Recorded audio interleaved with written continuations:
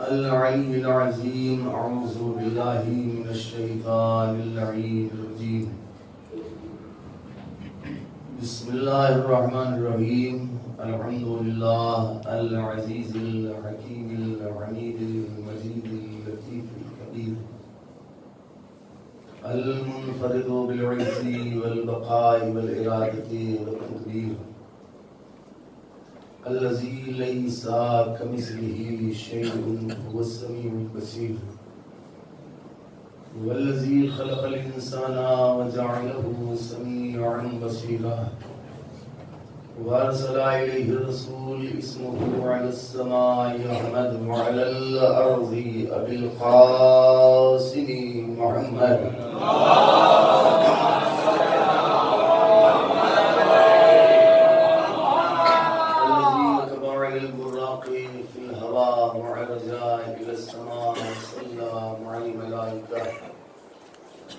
ثم دنا فتدلى فكان قاب قوسين أو أدنى وأوحى إليه ما أوحى ثم الصلاة والسلام على أهل بيته الطيبين الطاهرين المعصومين المظلومين واللعنة الدائمة على أعدائهم أجمعين من الآن إلى قيام يوم الدين.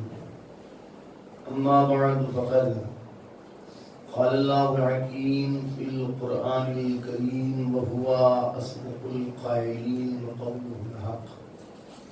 بسم الله الرحمن الرحيم. وإذا مرضت فهو يشفين. صلوات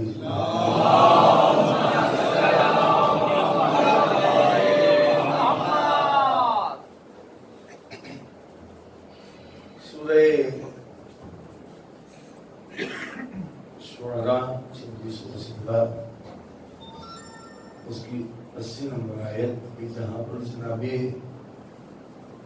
ابراہیم کے قول کو اللہ نے نقل کیا کہ جب میں بیمار ہو جاتا ہوں تو شفا وہی دیتا ہے. ظاہر سی بات ہے کہ شفا عطا کرنے والا اللہ ہی ہے اور وسیلہ کسی کو بھی بنا سکتا ہے لیکن عطا نہیں کرتا ہے. گفتگو ہماری جو ہو رہی تھی وہ یہ ہو رہی تھی کہ بیماریاں دو طرح کی، ایک جسمانی بیماری اور ایک روحانی بیماری. جب بیماری دو طرح کی ہے تو بیمار بھی دو ہی طرح کے ہوں گے، کچھ جسمانی بیمار اور کچھ روحانی بیمار. جسمانی بیماریوں کے بھی کچھ اسباب ہوتے ہیں، روحانی بیماریوں کے بھی کچھ اسباب ہیں کہ جن کی وجہ سے انسانی روح بیمار ہوتی ہے. ایک وجہ کا شیطانی وسوسہ، دوسری وجہ جو کل گفتگو ہوئی تھی وہ انشاءاللہ بامید الہی آپ کے ذہنوں میں مکمل طور پر محفوظ ہوگی. کا پہلا سبب روح انسانی کے بیمار ہونے کا یہ ہے کہ شیطان وسوسہ پیدا کرتا ہے، روح بیمار ہو جاتی ہے. دوسری وجہ نفس امارہ کا انسان کے وجود میں غالب آنا. تیسری وجہ حب دنیا، محبت دنیا. ظاہر سی بات ہے کہ انسان نے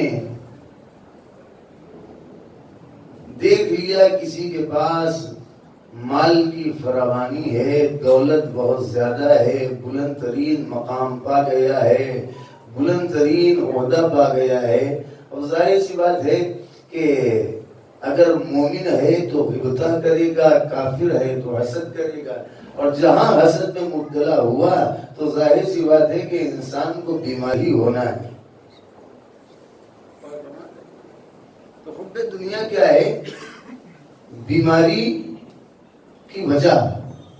اور سب سے آخر میں نے آپ کی خدمت میں عرض کیا تھا کہ انسان کی روح اگر بیمار ہوتی ہے تو اس کی ایک وجہ ہے برے دوست.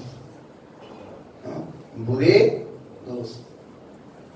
جب بھی ہم اور آپ دوستی کریں تو ایسے کو دوست بنائیں کہ جس کی وجہ سے ہماری آخرت برباد نہ ہو. ایسا نہ ہو کہ بقول قرآن ہمیں میدان قیامت میں یہ کہنا پڑے کہ یا ویلتا لیتنی لم اتخذ فلانا خلیلا، کاش میں نے اسے اپنا دوست نہ بنایا ہوتا. اور وہاں جو ہے ہمیں افسوس نہ کرنا پڑے، ایسے کو ہم دوست بنائیں کہ جس کی وجہ سے ہماری آخرت سنور جائے. اور بنا رہے ہیں کل یہاں پر ہم پہنچے تھے کہ اگر ہم نے دنیا کے سارے انسانوں کو اپنا دوست بنا لیا لیکن خدا کو دوست نہیں بنایا تو بتائیے فائدہ کیا ہوگا؟ ابھی کوئی فائدہ نہیں. اچھا ساری دنیا ہمیں اپنا دوست بنا لے لیکن خدا ہمیں اپنا دوست نہ بنائے، فائدہ کا کوئی فائدہ نہیں ہوگا. پھر اگر ہم دنیا کو لوگوں کو اپنا دوست بنا رہے ہیں تو ضرورت اس بات کی ہے کہ پہلے ہم اللہ کو دوست بنائیں اور صرف اللہ کو ہم اپنا دوست نہ بنانے. کوشش یہ کریں کہ اگر ہم اللہ کو دوست رکھتے ہیں تو ہمارا اللہ بھی ہمیں دوست رکھے. صرف اگر ہم چیختے رہے چلاتے رہے کہ ہم اللہ کو دوست رکھتے ہیں، فائدہ کوئی فائدہ نہیں. فائدہ کب ہوگا؟ جب اللہ کہے کہ ہاں ہم اپنے اس بندے کو دوست رکھتے ہیں. جی کل کی گفتگو انشاءاللہ ذہنوں میں محفوظ ہوگی. اور اللہ ہمیں اپنا دوست بنائے گا کب؟ اور بنا رہے ہیں کل میں نے مثالیں بھی دیکھ دی تھی. اگر ہم آپ کو دوست رکھتے ہیں تو آپ ہمیں اپنا دوست بنائیں گے کب؟ صرف آپ کو ہم دوست رکھ لیں، آپ ہمیں اپنا دوست بنا لیں گے نہیں. پھر کہا ہمیں آپ کے کنبے کو دوست بنانا پڑے گا.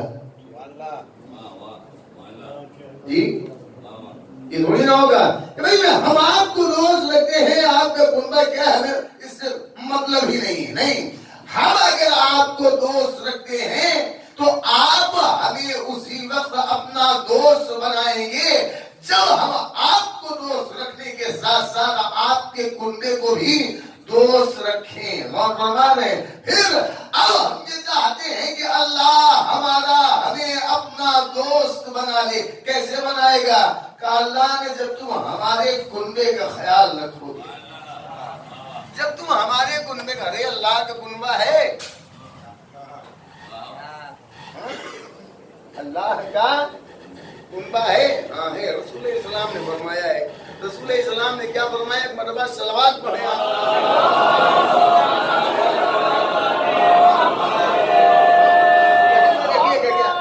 ہم اللہ کو دوست رکھتے ہیں. پروردگار اے میرے اللہ تو بھی ہمیں اپنا دوست بنا لے. کہا بنائیں گے صرف ہمیں دوست تم نے بنایا ہے نہیں، کعبے نے. پھر ہمارے کنبے کو بھی دیکھو. پروردگار تیرا کنبہ ہے کون؟ رسول اسلام نے فرمایا الخلق عیال اللہ، تمام مخلوق اللہ کا کنبہ ہے. تمام مخلوق، ساری مخلوق اللہ کا کنبہ ہے. فَأَحَبُّ الْخَلْقِ إِلَى اللَّهِ تَعَالَى، جانتے ہو اللہ کے نزدیک مخلوقات میں سب سے زیادہ محبوب، سب سے زیادہ پسندیدہ، سب سے زیادہ اللہ کسے دوست رکھتا ہے؟ من نفع عیال اللہ ودخل علی بیت سرورا، کہ جو اللہ کے کنبے کو فائدہ پہنچائے یا اللہ کے کنبے میں کسی گھر میں بھی اگر اس نے خوشی داخل کر دی ہے تو اللہ اسے اپنا دوست بنائے گا. کیا ہم چاہتے ہیں کہ اللہ ہمیں اپنا دوست بنا لے، اب ہمیں اللہ کے کنبے کا خیال رکھنا پڑے گا. اگر ہم اینڈ گئے ہم اپنے گھر والوں کو دیکھیں گے، پڑوسیوں کا ہم خیال رکھیں. ہوتا ہے نا کہ بھیا دیکھیے ایسا ہے، اگر ہم بہترین غذا، بہترین طعام، بہترین کھانا، مرغ مسلم، زبردست بریانی بنا کر کھا رہے ہیں اور ہمارا پڑوسی بھوکا سو رہا ہے، تو آپ یہ مت سمجھیے گا کہ اللہ آپ کو دوست بنا لے گا. چیختے رہے ہم اور آپ کہ ہم اللہ کو دوست رکھتے ہیں. صورتحال اپنے ذہن میں رکھیے گا، ہمیں اللہ اسی وقت اپنا دوست بنائے گا جب ہم اللہ کے کنبے کا خیال رکھیں. کبھی دیکھیے ایسا ہے، ہم اپنوں کو دیکھیں گے، اپنے بھائیوں کو، اپنے گھر والوں کو. آپ بھی عجیب ہیں، ہم اتنی محنت کرتے ہیں، رات دن لگے رہتے ہیں، اتنی دولت حاصل کی ہے ان کے لیے، ہمیں ان سے کیا مطلب؟ میں نے کہا دیکھیے آپ یہ کہیں ہی نا کہ ہمیں ان سے کیا مطلب. اگر اللہ نے یہی سوچ لیا کہ ہمیں ان سے کیا مطلب، اگر اللہ بھی ہمیں کیا مطلب ان سے، بڑی دقت ہو جائے گی. پھر جس طریقے سے ہم اپنے گھر والوں کا خیال رکھتے ہیں، اپنے بھائیوں کا بھی خیال رکھیں. غلط کہہ رہے ہیں ہمارے یہ بھائی ہیں تو پھر رسول اسلام کی معصومین کی حدیث نکال دیجیے، مسلمان کا المسلم اخل. اچھا چھوڑیے مسلمان اور آگے بڑھیے، المومن اخل مومن. یہ حدیث ہے معصوم کی کہ نہیں؟ مومن کا بھائی ہوتا ہے. اپنے بھائیوں کا خیال رکھنا چاہیے کہ نہیں؟ اللہ کب دوست بنائے گا؟ جب ہم خیال رکھیں اپنے بھائیوں کا. معصوم نے کیا چھٹے امام حضرت امام جعفر صادق علیہ السلام،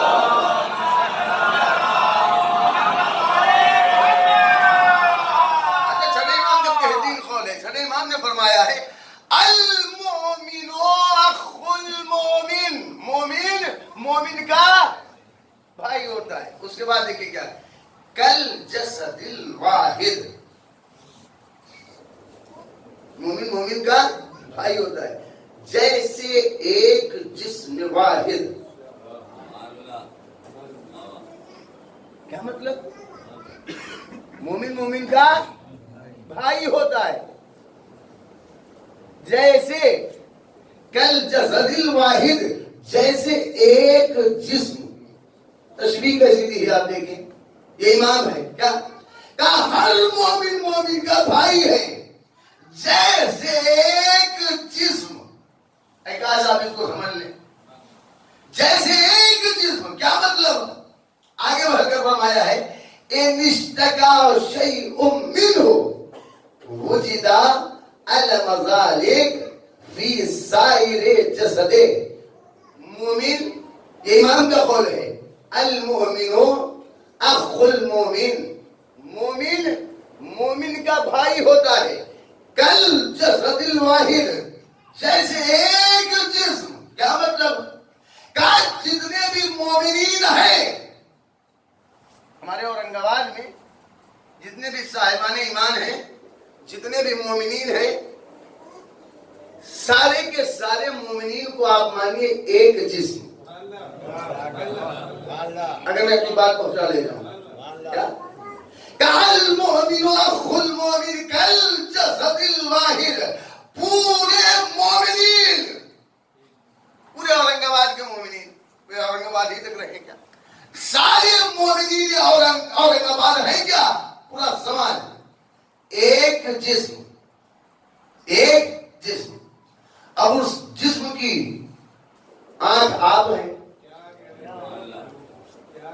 کان آپ اپنے کو سمجھ لیں.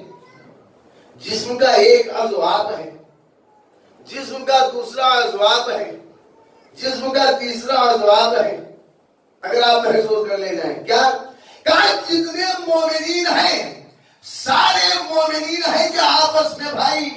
کل جسد الواحد، جیسے ایک جسم، یعنی پورا سماج سارے مومنین ہیں مثل ایک جسم کے. کوئی ایک عضو ہے، کوئی دوسرا عضو ہے، کوئی تیسرا عضو ہے. اگر آپ یہاں تک پہنچ گئے تو امام کے آگے والے جملے کو میں آپ کی خدمت میں پیش کروں گا. ایک مرتبہ صلوات پڑھیں آقا علیہ.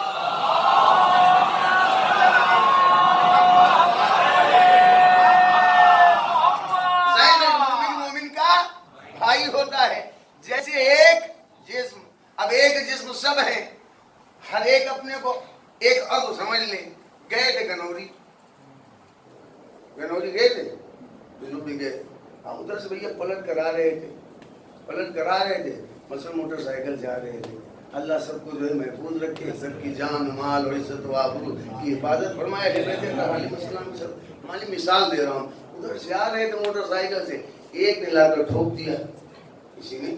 آپ بہت اچھی چلاتے ہیں، سامنے والا کیسی چلا رہے بھائی، اس نے لا کر ٹھوک دی. جب ٹھوکی تو پیر میں لگ گئی چوٹ. جیسے ہی چوٹ لگی فوراً جو ہے پکڑ لیا. پھر کیا ہوا؟ چوٹ لگ گئی پیر میں. پھر کہا دیکھیے بہت تیز درد ہے، تکلیف ہو رہی ہے. میں نے کہا چوٹ لگی ہے پیر میں، تکلیف ہو رہی ہے پیر میں، یہ آپ کا ہاتھ پیر پر کیوں رکھا ہوا ہے؟ یہ آنکھوں سے آنسو بہنے کیوں لگے؟ یہ چہرہ کیوں بدل گیا ہے؟ آپ اور فرمائیے. بھائی چلے جانے ذرا سا ایک دن کا آنکھ میں پڑ گیا فوراً کیا ہو گیا؟ کبھی آنکھ میں دن کا چلا گیا، آنکھ میں دن کا گیا ہے، چہرے کا رنگ کیوں بدل گیا؟ یہ ہاتھ آپ کی آنکھ پر کیوں چلے گئے؟ سر پکڑے ہوئے کیا ہوا؟ کہا بھائی سر میں درد ہے، تکلیف سر میں تکلیف ہے نا، یہ ہاتھ یہاں کیوں رکھے ہیں؟ بھائی ہوتا یہی ہے نا، پیر درد کر رہا ہے، ہاتھ فوراً وہاں پہنچ گیا، چہرے کا رنگ بدل گیا، آنکھوں سے آنسو بہنے لگے. بھائی آپ ذرا غور کریں، لگی ہے چوٹ کہاں؟ کہا پیر میں. تکلیف کہاں ہے؟ کہا پیر میں. فوراً ہاتھ وہاں پہنچ گیا، چہرے کا رنگ بدل گیا، آنکھ سے آنسو بہنے لگے. اے بھیا تکلیف تو آپ کے پیر میں ہے، یہ چہرے کا رنگ کیوں بدل رہا ہے؟ ہاتھ وہاں کیوں جا رہا ہے؟ آپ چہرہ کیوں بنا رہے ہیں؟ کہا آپ کو معلوم نہیں، جسم کی ایک خاصیت یہ ہے، جسم کی ایک خصوصیت یہ ہے کہ اگر جسم کے کسی ایک حصے کو تکلیف پہنچتی ہے تو جسم پورا اسے محسوس کرتا ہے. کاش آپ بھی محسوس کر لیں. کیا یہ جسم کی خاصیت ہے؟ اگر جسم کے کسی ایک حصے کو تکلیف پہنچتی ہے تو پورا جسم اس تکلیف کو محسوس کرتا ہے.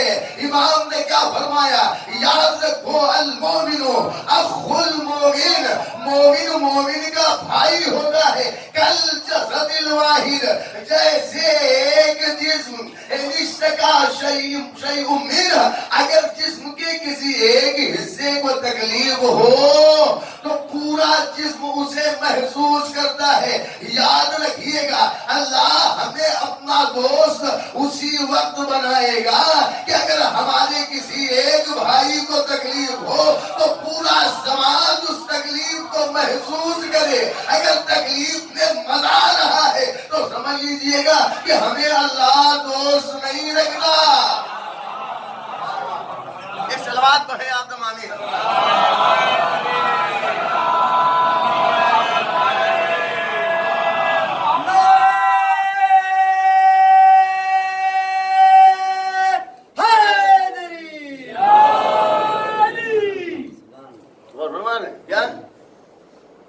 چاہتے ہیں اللہ ہمیں دوست بنا لے تو ٹھیک ہے، ہمارے کنبے کا خیال رکھو. ہم کائے کے لیے رکھیں تو ٹھیک ہے، مت رکھو. بھول جاؤ کہ اللہ تمہیں اپنا دوست بنائے گا. دوست بنانا تو چھوڑ، مسلمان بھی نہیں رہ جاؤ. مسلمان ہاں تن کے کہتے ہیں بڑے والے مومن ہیں، مومن تو چھوڑیے، مسلمان بھی نہیں رہ جائیں گے اگر ہم اپنے بھائی کی مدد نہ کریں. غلط کہہ رہے ہیں. چلیے حدیث اور سن لیں. رسول اسلام نے فرمایا، ایک مرتبہ صلوات پڑھیں.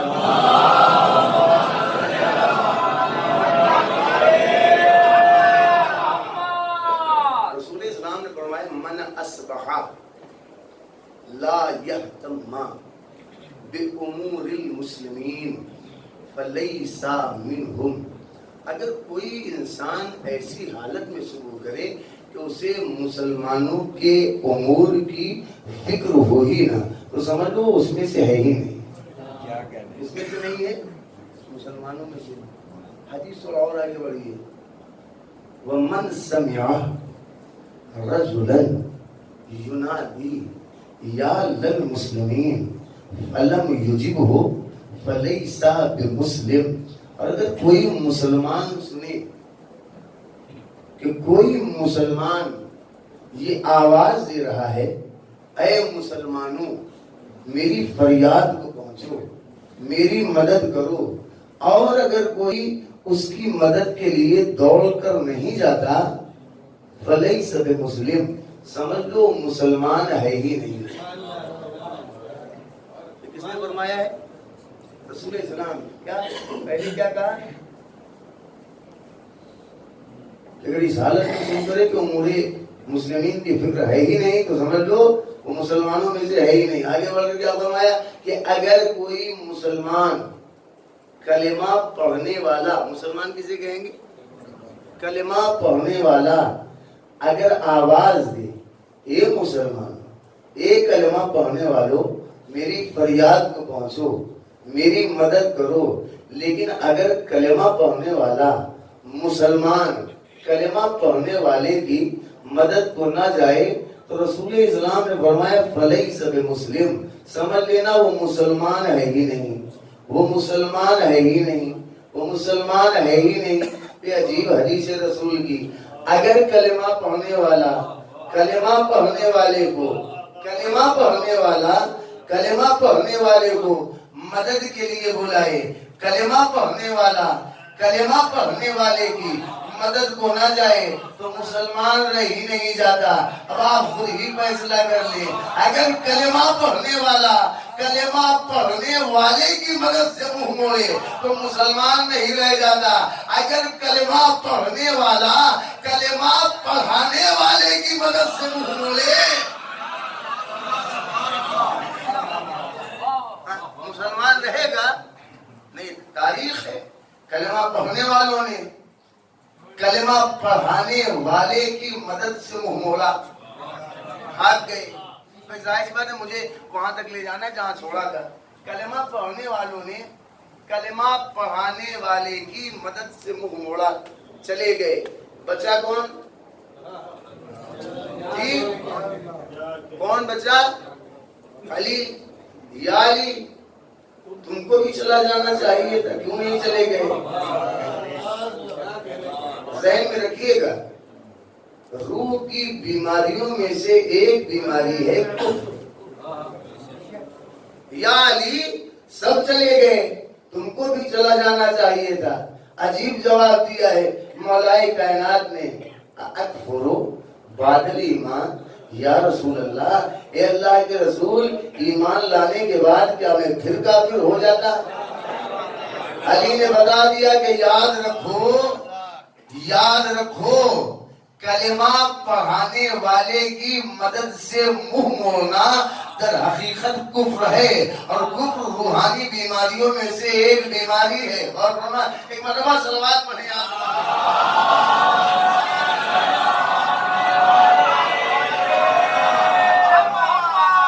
اچھا میرا آپ سے ایک سوال ہے اس کا جواب دے دیجیے.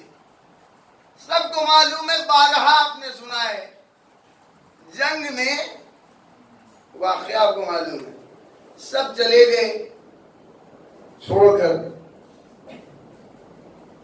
مدد کون کر رہا ہے؟ میمنہ میسرہ خلوی لشکر کون سنبھالے ہوئے ہیں؟ علی اکیلے ہی ہے نا. واقعہ آپ کے ذہنوں میں. سب چلے گئے بھاگ گئے، علی اکیلے. میرا آپ سے سوال ہے سب بھاگے کیوں، علی رکے کیوں؟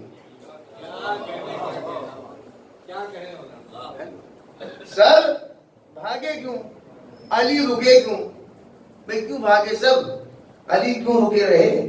یا علی سب چلے گئے بھاگ کر، آپ کو بھی بھاگ جانا چاہیے تھا، کیوں نہیں بھاگے؟ اب ظاہر سی بات ہے کہ یہاں سوال پیدا ہوگا سب چلے کیوں گئے، علی رکے کیوں رہے؟ بھئی یہی کہا جائے گا سب ڈر گئے، علی ڈرے نہیں۔ پھر سوال اٹھے گا یا علی سب خوف زدہ ہوئے، ڈر گئے، ڈر کر بھاگ گئے، یا علی آپ کیوں نہ ڈرے؟ علی جواب دیں گے تمہیں معلوم نہیں، من خاف اللہ خاف منہ کل شیء، یاد رکھو جو اللہ سے ڈرتا ہے وہ کبھی کسی سے نہیں ڈرتا۔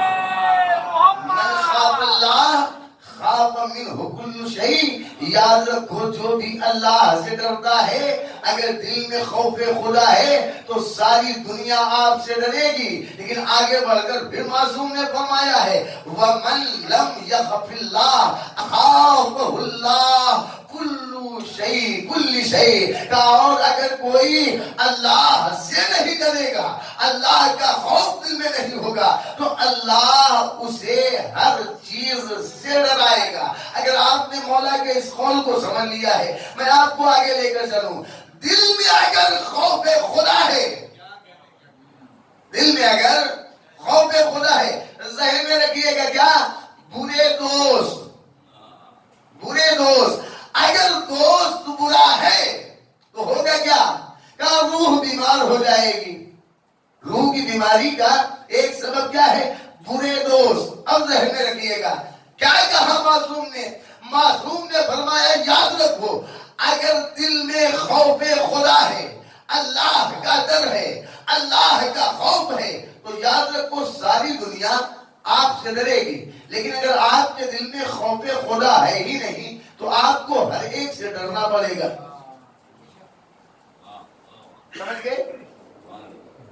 دل میں اگر خوف خدا ہے ساری دنیا آپ سے ڈرے گی، لیکن اگر دل میں خوف خدا نہیں ہے تو آپ کو ہر ایک سے ڈرنا پڑے گا، آپ ہر ایک سے ڈریں گے۔ ٹھیک ہے نا؟ اگر ہم کسی سے ڈر رہے ہیں تو اس کا مطلب کیا ہے کہ دل میں خوف خدا نہیں ہے۔ والد صاحب سے آپ ڈرتے ہیں کہ نہیں؟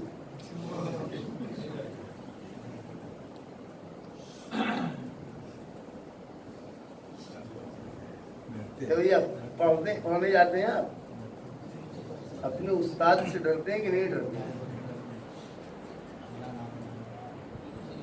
اللہ کے لیے یہ چلے جا رہے باہر دیکھا چند نوجوان کھڑے ہوئے ہیں، اب کھڑے ہیں ادھر سے دیکھا جلدی امام باڑے میں چلے، حالانکہ پہلے میں دیکھتا تو باہر میں کھڑا ہے، پہلے ہوتا تھا نوجوان اگر باہر کہیں کھڑے ہوں دیکھا کوئی بزرگ آ رہے ہیں تو چلو امام نے کیا ہوا؟ وہ ابا آ رہے ہیں، ابا بزرگ ہے ہمارے خاندان کے آ رہے ہیں، پھر ہمیں ڈانٹیں گے، ڈر گیا امام باڑے میں چلے گئے، عزا خانے میں چلے گئے۔ کیوں ڈر رہے ہیں آپ؟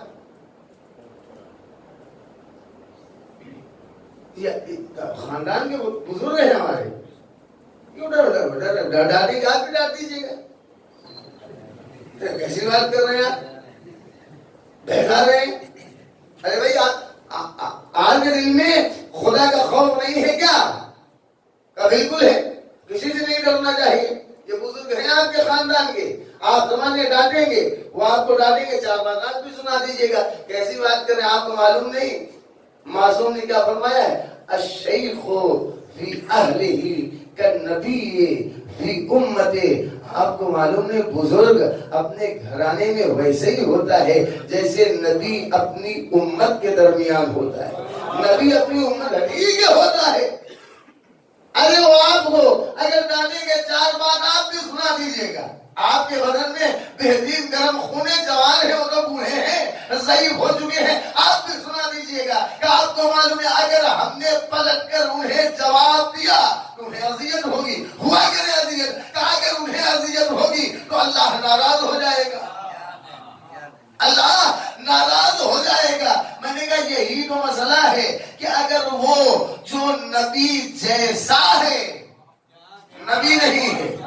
جو نبی جیسا ہے اگر ہم اسے ناراض کر دیں تو اللہ ناراض ہو جائے. آپ سوچیں اگر کوئی خود نبی کو ناراض کرے تو اللہ کیسے راضی ہوگا. یا نبی خدا آپ ناراض کب ہوتے ہیں؟ کہا دیکھو یاد رکھو جب کوئی فاطمہ کو اذیت دیتا ہے میں ناراض ہوتا ہوں اور جب میں ناراض ہوتا ہوں میرا خدا ناراض ہو جاتا ہے.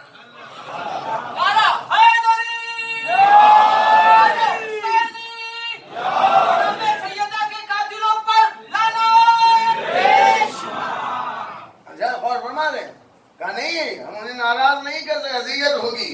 اچھا میں نے کیا کہا کہ بھئی آپ استاد سے ڈرتے ہیں. ہر بیٹا اپنے باپ سے ڈرتا ہے. ہر چھوٹا اپنے بزرگ سے ڈرتا ہے. بھئی کیوں ڈر رہے؟ کیا آپ کے دل میں خدا کا خوف نہیں ہے؟ ہر ایک یہی کہے گا خدا کا خوف ہے اسی لیے تو ڈر رہے ہیں. کیا مطلب؟ در حقیقت بیٹے کے دل میں باپ کا خوف خوف خدا کی وجہ سے. شاگرد کے دل میں استاد کا خوف در حقیقت یہ خوف خدا کی وجہ سے. جوانوں کے دل میں بزرگوں کا خوف در حقیقت یہ خوف خدا کی وجہ سے. اگر آپ یہاں تک آ گئے کہا یہ جتنے بھی خوف ہیں در حقیقت خوف خدا کی وجہ سے. اچھا جنگ چھڑ گئی. جنگ چھڑ گئی. اچھے دوست اور برے دوست. برے دوست ہوتے کیسے ہیں؟ کہ برے دوست اگر ہیں تو ان کی وجہ سے روح بیمار ہو جائے گی. روح بیمار ہو جائے گی. ٹھیک ہے نا؟ ذہن میں رکھیے گا.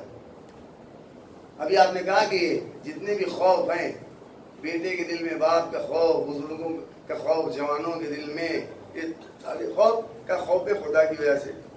سورہ انفال بڑی مشہور معروف ہے 8واں سورہ 45 نمبر ہے. یا ایھا الذین آمنوا اذا لقیتم فئۃ فاثبتوا واذکروا اللہ کثیرا لعلکم تفلحون. اے ایمان لانے والوں سنو, جب میدان جنگ میں جاؤ سامنے سے اگر کوئی آ رہا ہے تو جم کر لڑنا. جم کر لڑنا, اللہ کو یاد کرتے رہنا, نجات پا جاؤ گے. گئے میدان جنگ میں, پہنچ گئے, ادھر سے دشمن چلا. اب جیسے دشمن کو دیکھا بھاگ لیے. بھاگے کیوں؟ کہا خوف کی وجہ سے. یہ خوف کہاں سے آیا؟ یہ خوف آیا کہاں سے؟ بھئی ابھی تک جتنے بھی خوف تھے, باپ کا خوف, کا خوف خدا کی وجہ سے, بھائی سے, بزرگوں کا خوف خوف خدا کی وجہ سے. اب آگے میدان جنگ میں اللہ نے کہا ثابت قدم رہنا, جم کر لڑنا. پہنچ گئے, اب دشمن چلا ہے اسلحہ لے کر. جیسے ہی دیکھا ڈر گئے, ڈر کر بھاگے. اب یہ خوف آیا کہاں سے؟ ہے کوئی تو یہ کہے کہ اللہ کا خوف ہے, اسی خوف کی وجہ سے یہاں خوف پیدا ہوا؟ جی نہیں. پھر یہ خوف آیا کہاں سے؟ انما ذالکم الشیطان, انما ذالکم الشیطان یخوف اولیاءہ. دیکھو ایسا ہے, شیطان اپنے دوستوں کے دل میں خوف پیدا کرتا ہے. اے کاش آپ وہاں تک پہنچ جائیں. شیطان اپنے دوستوں کے دلوں میں خوف پیدا کرتا ہے. شیطان اپنے دوستوں کے دلوں میں, کس کے دل میں؟ دشمن کے دل میں نہیں. شیطان اپنے دوستوں کے دل میں, اپنے دوستوں کے دل میں, اپنے دوستوں کے دل میں خوف پیدا کرتا ہے. سنو ایسا ہے, اس سے مت ڈرنا, مجھ سے ڈرنا. اگر سچے ہو اللہ جانے آپ پہنچے وہاں تک کہ نہیں پہنچے. آپ اگر پہنچ گئے میدان احد میں, علی ٹکے رہے, لوگ بھاگ گئے. کیوں بھاگے؟ کیا یہ خوف کی وجہ سے بھاگے؟ کہا بالکل. یہ خوف آیا کہاں سے؟ کہا یہ خوف پیدا کیا ہے شیطان نے. تو شیطان نے اگر خوف پیدا کیا ہے تو قرآن نے کیا کہا؟ شیطان ہمیشہ اپنے دوستوں کے دل میں خوف پیدا کرتا ہے. شیطان خوف کس کے دل میں پیدا کرتا ہے؟ اپنے دوستوں کے دل میں۔ آپ ذرا غور کریں کہ اگر انسان برا ہے اسے ہم اپنا دوست بنا لیں، روح بیمار ہو جائے گی۔ اگر کسی کو شیطان اپنا دوست بنا لے، اس کی روح کتنی بڑی بیمار ہوئی۔ ایک مرتبہ صلوات پڑھیں آپ نے مانے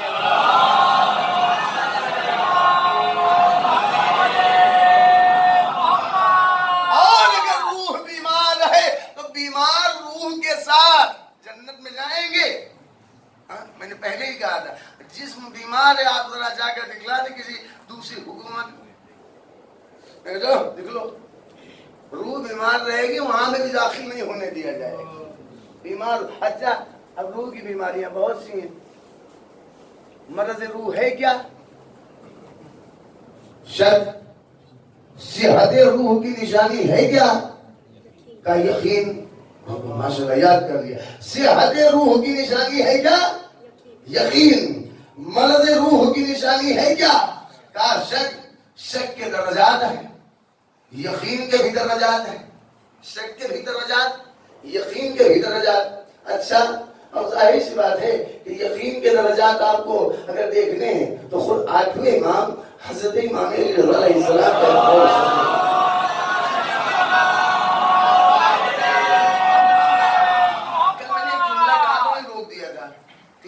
کا سب سے بلند ترین درجہ ہے نا ذہن۔ 8ویں امام کا پہلے قول سن لیں۔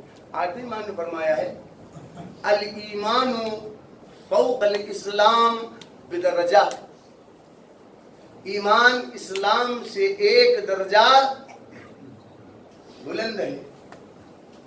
والتقوی فوق الایمان بدرجہ، تقوی ایمان سے بھی ایک درجہ بلند ہے۔ والیقین فوق التقوی بدرجہ، یقین تقوی سے بھی ایک درجہ بلند۔ یہ ہے 8ویں امام کا قول۔ چوتھے امام حضرت امام زین العابدین علیہ السلام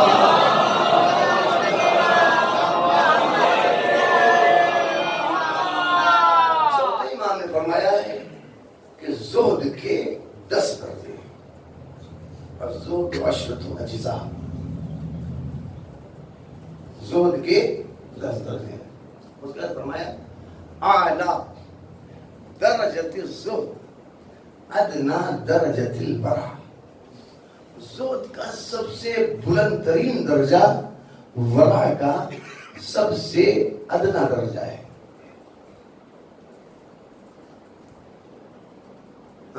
زہد کا سب سے بلند ترین درجہ اعلی درجۃ الزہد ادنا درجۃ الورع، زہد کا جو سب سے بلند ترین درجہ ہے وہ ورع کا سب سے ادنا درجہ ہے۔ وَأَعْلَى دَرَجَةِ الْوَرَعِ أَدْنَى دَرَجَةِ الْيَقِينِ، اور جو ورع کا سب سے بلند ترین درجہ ہے وہ یقین کا سب سے چھوٹا درجہ ہے۔ اس کا پھر فرمایا اعلیٰ درجۃ الیقین ادنی درجۃ الرضا، یقین کا جو سب سے بلند ترین درجہ ہے وہ رضا کا سب سے چھوٹا درجہ ہے۔ رضا کا، رضا الہی سے بڑھ کر کوئی چیز ہو تو آپ مجھے بتائیے گا۔ اللہ کی رضا سے بڑھ کر کوئی چیز ہے اگر تو آپ مجھے بتائیے گا۔ کوئی چیز نہیں ہے کوئی چیز، اللہ کی رضا سے بڑھ کر کوئی چیز ہے ہی نہیں۔ سب سے بلند ترین چیز اگر کوئی ہے وہ ہے اللہ کی رضا، اور سب سے بڑا دانا ترین عقل مند ترین انسان بقول معصوم وہی ہے جو ہمیشہ اللہ کے فیصلے پر راضی رہے۔ کیا ان عالم الناس باللہ ارزاہم بقضاء اللہ، سب سے دانا ترین عقل مند ترین انسان کون ہے؟ جو اللہ کے فیصلے پر راضی رہے، اللہ کے حکم پر راضی رہے، جو اللہ فیصلہ کر دے۔ کیوں؟ کس لیے؟ ایسا کیوں؟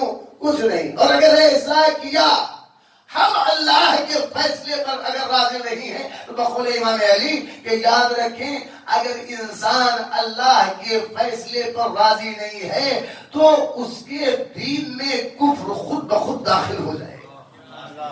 من لم یرضى بالقضاء دخل الکفر دین. اگر کوئی اللہ کے فیصلے پر راضی نہیں ہوا تو یاد رکھو اس کے دین میں کفر داخل ہو جائے گا. اور فرما رہے ہیں اب یقین سے بلند ترین درجہ ہے کیا؟ رضا کا. اللہ نے جناب ابراہیم کو بلکہ جتنے بھی باپ ہیں سب کو یقین عطا کیا.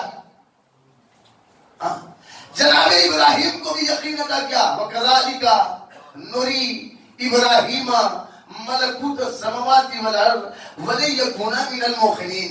اللہ نے جناب ابراہیم کو دکھایا, آسمان کے پردے ہٹائے, دکھا دیا. کیوں دکھایا؟ کہ یقین کے لیے. یقین میں کوئی کمی نہیں تھی. پھر حق الیقین کہ مرحلے تک لے جانے کے لیے بالکل یقین تھا خلیل خدا کو جناب ابراہیم کو. اچھا یقین تھا اللہ کی رضا انہوں نے حاصل کرنا چاہیے. ایسا بتائیے کبھی بھی اللہ کے فیصلے کے سامنے جو ہے جناب ابراہیم نے کہا ہو پروردگار ایسا کیوں؟ میں نے کل ہی کہا تھا جہاں میں نے چھوڑا تھا کیا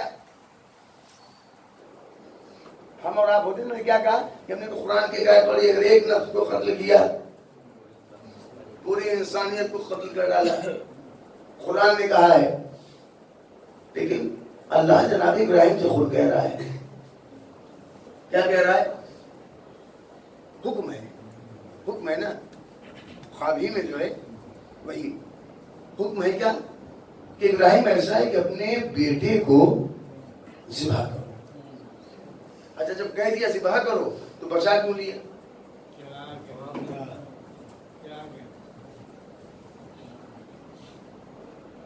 ٹھیک ہے نا کل جہاں میں نے چھوڑا تھا ابراہیم ایسا ہے بیٹے کو ذبح کرو. ٹھیک ہے ذبح کرو تو ہو جانے دیتے یہ دمبا کیوں آ گیا؟ بچا کیوں لیا؟ اگر بچانا ہی تھا تو حکم کیوں دیا؟ اور سب سے پہلی چیز یہ کہ راز ہے کیا, مقصد ہے کیا؟ کہ بس یوں ہی ایک جلیل الخلق نبی کو جو ہے حکم دے دیا کہ جاؤ جو ہے اپنے بیٹے کو ذبح کر دو. کوئی کچھ مقصد ہونا چاہیے کہ نہیں؟ بغیر مقصد. بھائی مقصد ہے کہ آج زمانے سے ہم اور آپ جو ہے 10 ذی الحجہ کو اسی یاد میں کر رہے ہیں کہ نہیں؟ بکرا دمبا جو ہے وہ ذبح کر رہے ہیں کہ نہیں؟ قربانی کرتے ہیں کہ نہیں؟ کبھی آج تک ہم نے سوچا کہ مقصد ہے کیا, سبب ہے کیا, وجہ ہے کیا, کیوں اللہ نے کہا کہ ذبح کرو اور پھر بچا کیوں لیا؟ دیکھیے ایسا ہے ایک مرتبہ پہلے صلوات پڑھیں آپ.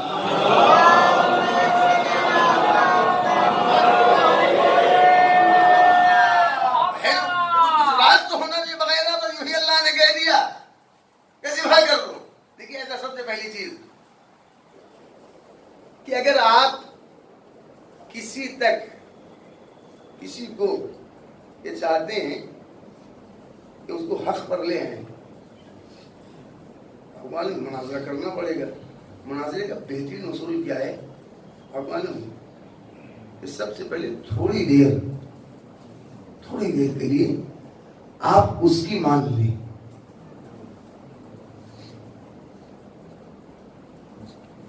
ہے نا بہترین بھائی قرآن نے بتایا, میں اپنی طرف سے نہیں کہہ رہا. اسی سورہ انعام کی ابھی جو میں پڑھی آئے 75 نمبر آئے اس کا 76 77 78 نمبر آئے آپ پڑھتے رہیے گا. کیا کذالک نری ابراہیم ملکوت السماوات والارض ولیکون من الموقنین. ہم نے آسمان سے پردے ہٹا لیے, دکھا دیا کہ تاکہ ابراہیم یقین کرنے والوں میں سے ہو جائیں. یقین میں کوئی کمی نہیں. اچھا اس کے بعد آگے بڑھیں.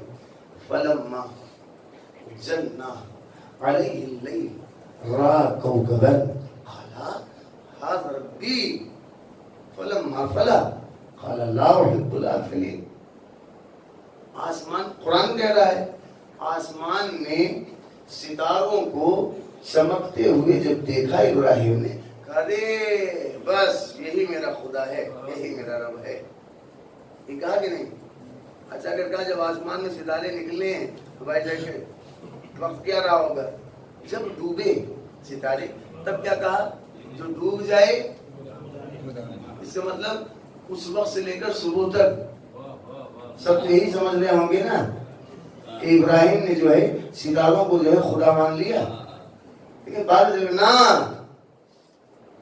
تھوڑی دیر تک جو ہے ان کے عقیدے کو جو ہے قبول کیا کہ نہیں، وہ سمجھ رہے ہیں ہے کہ نہیں؟ آپ دیکھیے گا کیا طریقہ اپنایا اللہ نے بتایا، اس طریقے سے کرنا ہے کیا؟ آسمان میں ستاروں کو چمکتے ہوئے دیکھ، ہاں یہی تو میرا رب ہے۔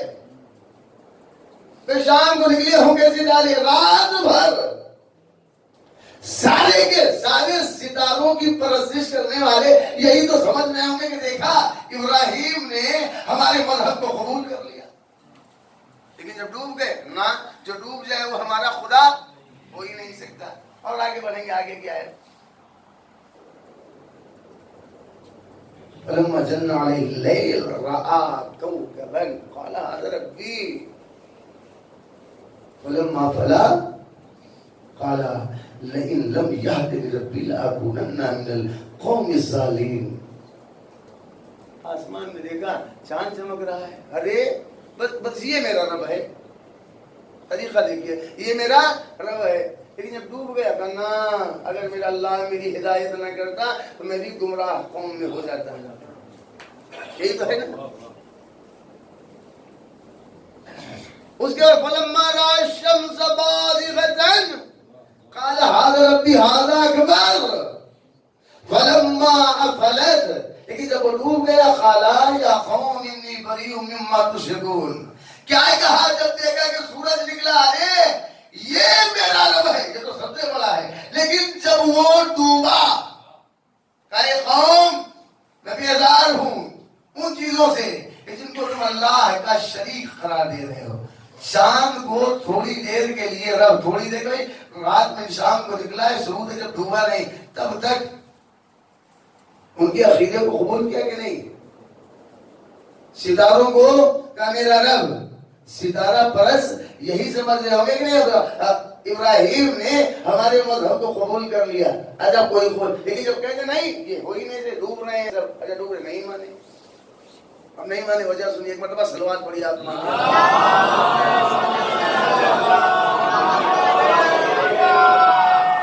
میں نے کیا کہا کہ اپنی صحیح بات لوگوں تک پہنچانے کے لیے تھوڑی دیر تک سامنے والے کی بات کو ماننا پڑتا ہے، پھر یہ بتانا پڑتا نہیں دیکھیے ایسا ہے یہ چیز سامنے آ رہی کس لیے، ہم اسے نہیں مان سکتے۔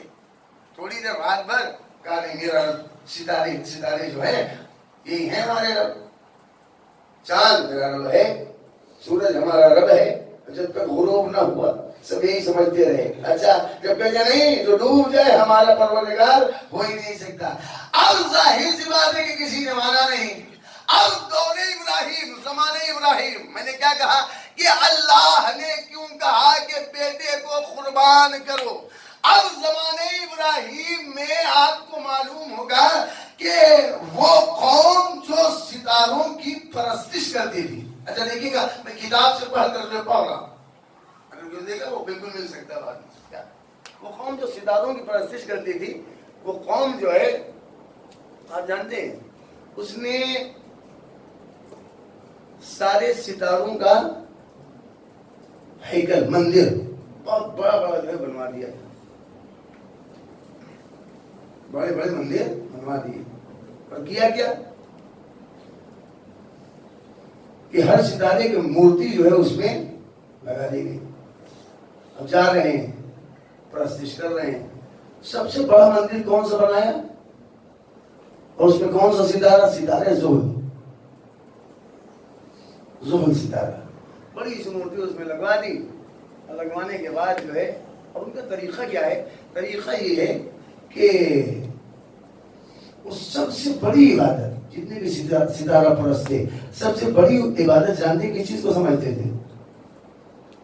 انسانی قربانی۔ کیا؟ انسانی قربانی، انسانوں کی قربانی۔ کیا کسی کے یہاں اگر بیٹا پیدا ہوا ہے، ماں باپ جو ہے وہ پہنچ گیا زحل ستارے کے سامنے منت مان لی کہ جب ہو جائے گا 10-12 سال کا تو ہم تیرے سامنے لا کر اسے ذبح کریں گے، قربانی دیں گے اس کی۔ اور اس زمانے میں ستارہ پرست جو قوم تھی اس کے یہاں سب سے بڑی عبادت یہی تھی کہ بیٹے کو زحل کے سامنے، ستارے کے سامنے، اس مورتی کے سامنے لے جا کر ذبح کر دیا جائے۔ یہ رائج ہے، یہ رسم بد رائج۔ کیا اگر کسی کے ہاں بیٹا پیدا ہوا، بیٹا پیدا ہو گیا، اب کر کیا رہے، پہنچ گئے مورتی کے سامنے کہ جب یہ 10-12 سال کا ہو گیا تو ہم لا کر قربان کر دیں گے۔ ہو گیا 10-12 سال کا، لے کر پہنچ گئے، اور پہنچے جب تو کرتے کیا تھے کہ وہاں زحل ستارے کی گردن میں ایک خنجر رہتا تھا تیز، اور ایک جو ہے پتھر کی سل بہت بڑی رہتی تھی، وہاں پر لے جا کر اس خنجر سے جو ہے بیٹے کو ذبح کر دیا۔ اب یہ رسم بد رائج ہو گئی، یہ رسم بد چلی۔ ہر انسان جتنے بھی ستارہ پرست تھے کر کیا رہے ہیں، اپنے بیٹے کی قربانی۔ یہ رسم بد اتنی بڑی کہ لوگ اپنے بیٹے کو ستارہ پرست ستارے کے سامنے، زحل ستارے کے سامنے اس مندر میں لے جا کر اپنے بیٹے کو ذبح کر رہے ہیں، اپنے بیٹے کو قربان کر رہے ہیں۔ جناب ابراہیم کہہ رہے ہیں، اللہ کے خلیل کہہ رہے ہیں، یہ تمہارا کیسا مذہب ہے، ہمارے مذہب کو قبول کر لو، اللہ نے جو دین ہمارے ذریعے بھیجا ہے اسے قبول کرو۔ کہا دیکھو ایسا ہے، یہ ہماری سب سے بڑی عبادت ہے، اور ہماری نگاہ میں سب سے سچا مذہب وہی ہے کہ جس مذہب میں انسانی قربانی ہو، انسانی قربانی ہو، جس مذہب میں انسان کو قربان کیا جائے وہی سچا مذہب ہے۔ آپ کے مذہب میں انسانی قربانی ہے ہی نہیں، آپ کے مذہب میں انسان کو قربان کیا ہی نہیں جاتا، لہذا آپ کا مذہب سچا ہے ہی نہیں۔ اگر آپ کے یہاں انسانوں کی قربانی ہوتی تو میں سمجھتا سچا مذہب تو ہمارا ہے، ہمارے یہاں انسان کو قربان کیا جاتا ہے، ہم منت مانتے ہیں، ہمارے یہاں ہر ایک منت مانتا ہے۔ جب 10-12 سال کا بیٹا ہو جاتا ہے زحل ستارے کی مورتی کے سامنے ہم لے جا کر اس بیٹے کو ذبح کر دیتے ہیں، یہ ہماری سب سے بڑی عبادت ہے۔ اب آپ جانتے ہیں اللہ نے اس رسم بد کو ختم کرنے کے لیے کیا کہا؟ خواب دیکھا جناب ابراہیم نے خواب دیکھا، قالا یا بنیا انی ارا فی المنام، اے میرے لال میں نے خواب میں یہ دیکھا ہے، انی اذبحک، کہ میں تمہیں ذبح کر رہا ہوں۔ اے بیٹا بتاؤ تمہارا کیا خیال ہے؟ اے بابا میں اپنا کیا خیال بتاؤں؟ اللہ نے جو آپ کو حکم دیا ہے، جو آپ کو اللہ نے حکم دیا ہے آپ اسے انجام دیں، انشاءاللہ آپ مجھے صابروں میں سے پائیں گے۔ اب جناب ابراہیم نے دیکھا یہ قوم ماننے والی ہے ہی نہیں، میں اسے دعوت دے رہا ہوں، آؤ میرے سچے مذہب کو قبول کر لو۔ یہ کہہ رہے ہیں کہ آپ کے یہاں انسانی قربانی ہے ہی نہیں، ہمارا مذہب سچا ہے، ہم انسانی قربانی پیش کرتے ہیں۔ اب اللہ نے جب کہا جناب ابراہیم ہے اسماعیل کو لے کر چلے ہیں، جب لے کر چلے تو تاریخ میں ملتا ہے کہ سارے کے سارے ستارہ پرست بھی چلے، یہ کہتے ہوئے چلے کہ دیکھا آج ابراہیم نے ہمارے مذہب کی صداقت کو قبول کر لیا، ابراہیم نے ہمارے مذہب کی صداقت کو قبول کر لیا ہے، تبھی تو دیکھو بیٹے کی قربانی کرنے کے لیے تیار ہو گئے۔ لیکن جب پہنچے مینا میں ایک مرتبہ خنجر چلانا چاہا ہے، اللہ نے دمبے کو بھیجا، جب دمبا آ گیا اسماعیل بن گئے۔ کہا اے قوم اگر اللہ کی نگاہ میں بیٹے کی قربانی سب سے بہترین عبادت ہوتی تو اللہ میرے بیٹے کی قربانی کو ضرور قبول کرتا۔ دمبے کو بھیج کر اللہ نے میرے بیٹے کو بچا کر یہ بتا دیا ہے کہ انسانی قربانی کوئی اچھی چیز نہیں ہے، یہ ایک بہت بری رسم ہے۔ ایک مرتبہ صلوات پڑھے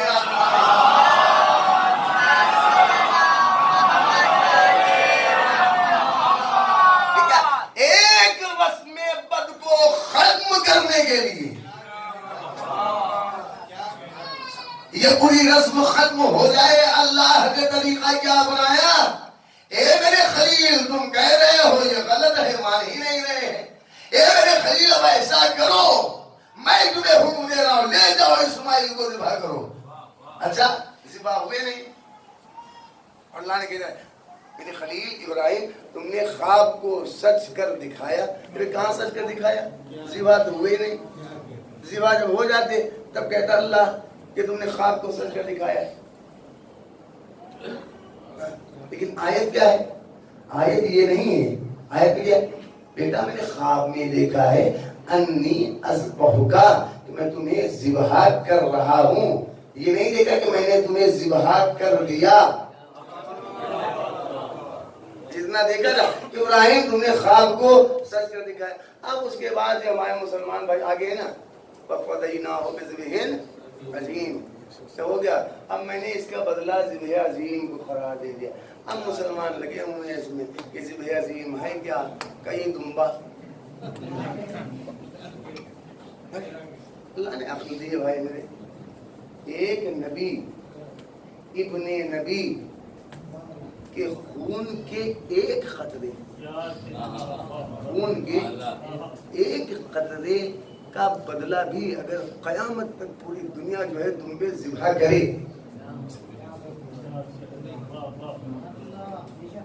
تب بھی جو ہے نہیں ہو سکتا. پھر یہ ذبح عظیم ہے کیا؟ سیدھی سی بات ہے. تو اس قربانی کو دیکھ لو. اس قربانی کا مقصد کیا تھا؟ کہ اس قربانی کا مقصد تھا صرف یہ کہ ایک رسم بد کو ختم کیا جائے. تو اب اس کا بدلہ وہی قربانی ہوگی, عظیم قربانی, کہ جس کے ذریعے سے بہت سی بری رسموں کو, بہت سی برائیوں کو, بہت سی بدعتوں کو ختم کر دیا جائے. اور اب وہاں پر ایک قربانی نہیں ہوگی, بہت سی قربانیاں ہوگی. اور یہی وجہ ہے کہ ہمارے علماء نے کیا لکھا ہے کہ یہاں پر اگر آپ غور کریں گے تو صرف اور صرف اس قربانی کا بدلہ فدیہ اگر کچھ ہے وہ ہے کیا؟ واقع کربلا. اچھا, اور اللہ نے پروردگار تو یہاں ذبح ہونے دیتا اسماعیل کو, کہ اگر اسماعیل ذبح ہو جاتے تب تو اور پکے ہو جاتے بھیا. وہاں بچا کر رسم بد کو ختم کرنا تھا, اور یہاں قربانی دلوا کروا کر برائیوں کا خاتمہ کرنا. دور یزید کا دور کتنی برائیاں. حسین چلے آگے کربلا میں,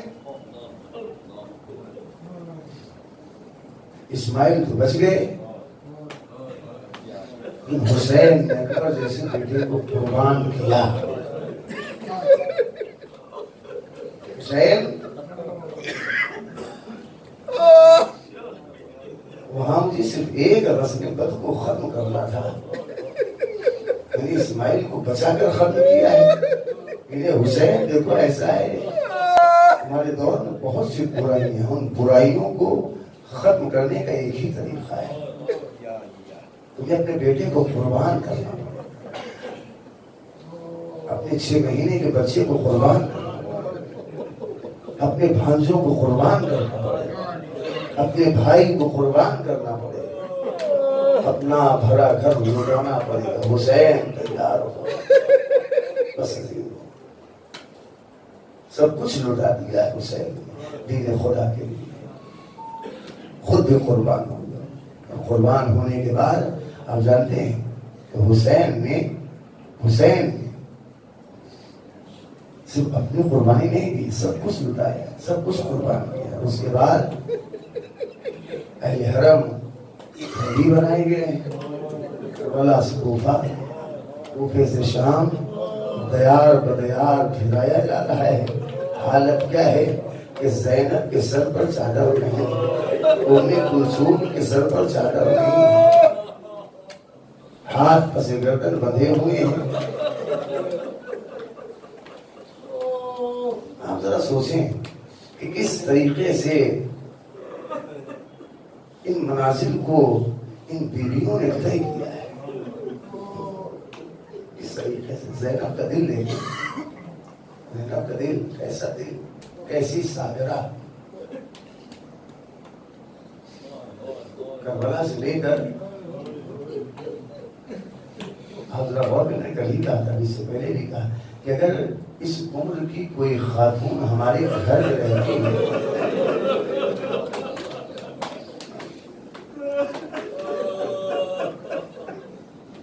اس عمر کی خاتون اگر ہمارے گھر میں ہے تو اس کا کتنا خیال رکھتے ہیں؟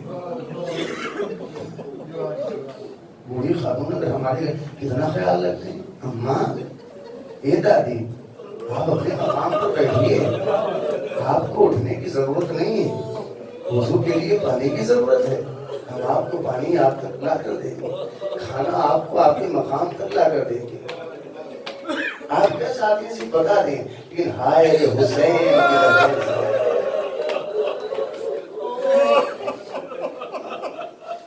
بس تو زیادہ دن جو ہے رہنے گئے ہیں۔ آج سفر کی تیسری تاریخ ہے، چند ایام اور رہ گئے ہیں آنسو بہانے کے لیے، جو ہمیں مخصوص کر رکھے ہیں حسین پر آنسو بہانے کے لیے۔ ہم تو یہی کہیں گے مولا اگر کوئی کمی رہے گا، بالکل واقعا جو حق کی دیا ہے ہم اس طریقے سے ادا کر ہی نہیں سکتے، ہم اس طریقے سے رو ہی نہیں سکتے، ہم آنسو بہا ہی نہیں سکتے اس طریقے، اور اگر کوتاہی ہوئی ہوگی تو معاف کریے۔ آپ ذرا غور کریں کہ زینب کی عمر دیکھیں اور اس کے بعد مدینے سے آپ دیکھیں جب چلی اس عمر میں اس طریقے سے چلی، مدینے سے کربلا، کربلا سے کوفہ، کوفے سے شام، شام سے پھر کربلا، کربلا سے پھر مدینہ، مدینے سے پھر مصر۔ آپ جانتے ہیں کہ راستے میں ہو کیا رہا ہے، یہی علی کی بیٹی ہے، رسول کی نواسی ہے، مسلمانوں سے کوئی بڑی چیز نہیں مانگ رہی ہے، مانگ کیا رہی ہے؟ جناب سید سجاد کہتے ہیں کہ ہمارے لیے بہت بڑی مصیبت کی گھڑی تھی، میں اس وقت مر جاتا کہ میں نے دیکھا کہ میری پھوپھی اماں مسلمانوں سے کہہ رہی ہے، اے میرے نانا کا کلمہ پڑھنے والوں، میں تم سے کوئی بڑی چیز نہیں مانگ رہی ہوں، میں تو صرف یہ کہہ رہی ہوں مجھے ایک چادر دے دو۔ لیکن سید سجاد کہتے ہیں کسی نے چادر نہیں دیا، کوئی پتھر مار رہا ہے۔